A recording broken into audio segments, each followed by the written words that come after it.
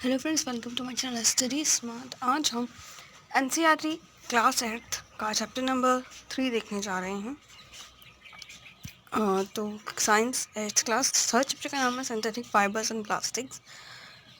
अब इसमें से कुछ इंपॉर्टेंट पॉइंट्स मैंने लिए हैं, वो मैं आपको बताने जा रही हूँ। तो सिंथेटिक फाइबर्स जो हैं और जो प्लास्टिक हैं वो नेचुरल फाइबर्स की तरह ही होते हैं, लेकिन ये बहुत ज़्यादा लार्ज यूनिट में आते हैं। और जब ये लार्ज यूनिट्स में होते हैं तो उसे हम पॉलीमर्स कहते हैं।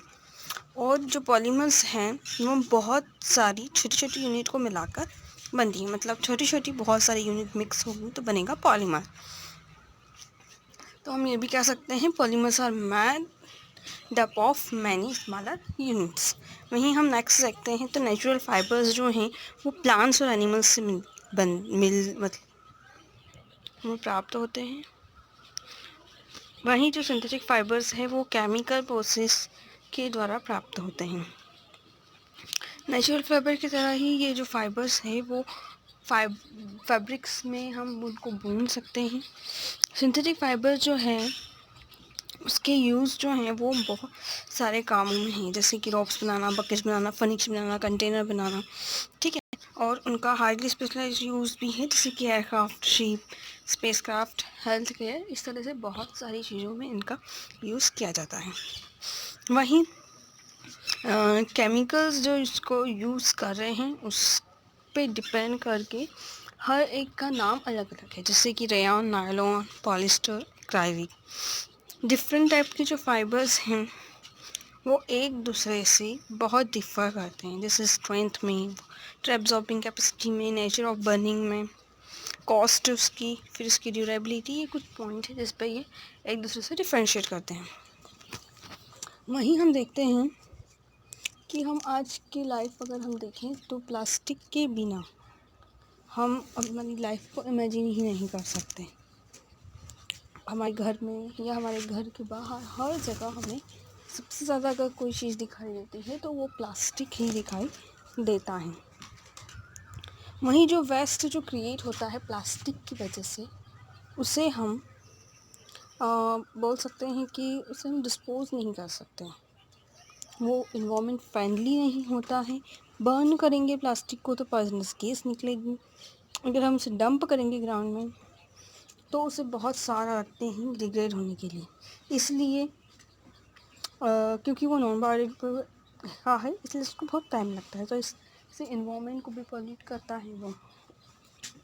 हमें सिंथेटिक फाइबर्स और जो प्लास्टिक्स का है जो यूज़ है वो इस तरीके से करना चाहिए कि हम उसकी अच्छी चीज़ों को यूज़ कर पाएँ, एंजॉय कर पाएँ, और वहीं इन्वायरमेंट के लिए ज़्यादा प्रॉब्लम भी ना क्रिएट करें। इस प्रकार से हमें यूज़ करना चाहिए। वहीं देखिए सिंथेटिक फाइबर्स जिसकी मैंने बात कही थी कि अलग अलग टाइप्स के होते हैं। तो फर्स्ट है रेयॉन। तो जो रेयॉन है वो सेलुलोज वुड पल्प से जो प्राप्त होता है, सेलुलोज उससे बनता है। इसका यूज़ कंटेनर्स, कार बनाने में यूज़ होता है। कार की अलग अलग चीज़ें मटेरियल बनाने में यूज़ होता है। वहीं सेकंड है नायलॉन जो पॉलीएमाइड है जो कि पेट्रोलियम से बनता है। लाइट वेट होता है, स्ट्रॉन्ग होता है और ड्यूरेबल होता है। ये जो फैब्रिक है वो इजीली एवेपोरेशन को अलाउ करता है, वहीं बहुत जल्दी सूख जाता है क्योंकि एवेपोरेशन होता है इसलिए बहुत जल्दी ये ड्राई भी हो जाता है। इसका use parachute, flak vest, combat uniform, tyres, इन सब में किया जाता है। नेक्स्ट है पॉलिस्टर। ये वर्सेटाइल है और बहुत ही इम्पॉर्टेंट मैनमेड फैब्रिक है। इसके जो कैरेक्टरिस्टिक है वो बहुत अच्छे हैं, जैसे कि resisting wrinkle, springing back into its crisp, smooth shape है, स्ट्रॉन्ग है, सॉफ्ट है। इसका यूज़ ड्रेसेस, सूट और रेन गेयर बनाने में काम आता है। वहीं चौथा हमारा एक्राइलिक। जो ये फाइबर है वो वूल की तरह ही दिखाई देता है। इसे स्वेटर और ब्लैंकेट, शॉल बनाने में यूज़ करते हैं। लाइट वेट होता है, सॉफ्ट होता है और गर्म भी होता है, गर्मी पे प्रोवाइड कराता है और नेचुरल विल से कम पैसों में बन जाता है। केमिकल से रेजिस्टेंट होता है, मोट, सनलाइट, इसलिए इसे वाइडली यूज़ किया जाता है आज तक। वहीं हम बात करते हैं प्लास्टिक की, तो सिंथेटिक फाइबर की तरह ही प्लास्टिक भी एक प्रकार का पॉलीमर ही है। कुछ प्लास्टिक जो होते हैं इनमें लीनियर अरेंजमेंट होता है यूनियन का, और कहीं पे यूनिट्स का क्रॉस लिंक अरेंजमेंट देखा जाता है। तो प्लास्टिक भी दो टाइप्स के होते हैं, एक में लीनियर अरेंजमेंट और एक में क्रॉस सेक्शन अरेंजमेंट।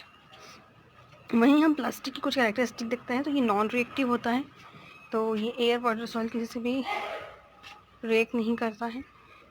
लाइट होता है, स्ट्रॉन्ग होता है, ड्यूरेबल होता है, और इसे किसी भी शेप में हम मोल्ड कर सकते हैं।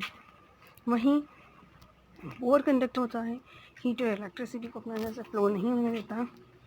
प्लास्टिक का इफेक्ट इन्वायरमेंट पर अगर हम देखें तो वुड और पेपर जो है बायोडिग्रेडेबल होते हैं, आसानी से डिग्रेड हो जाते हैं, लेकिन वहीं हम देखिए प्लास्टिक जो है वो डिके नहीं होता है, तो ये इसे नॉन बायोडिग्रेडेबल में रखा गया है। लाइट वेट नेचर जो है प्लास्टिक का वो भी प्रॉब्लम बन सकता है। बर्निंग जो से फ्यूम्स निकलती है जो हमारा इन्वायरमेंट पॉल्यूट करती हैं। ये कुछ तरीके थे जिसके द्वारा इन्वायरमेंट में पॉल्यूशन फैला है। Thanks for watching my video, and अगर कोई प्रॉब्लम आती है तो कमेंट करिए। Thank you for now, bye bye.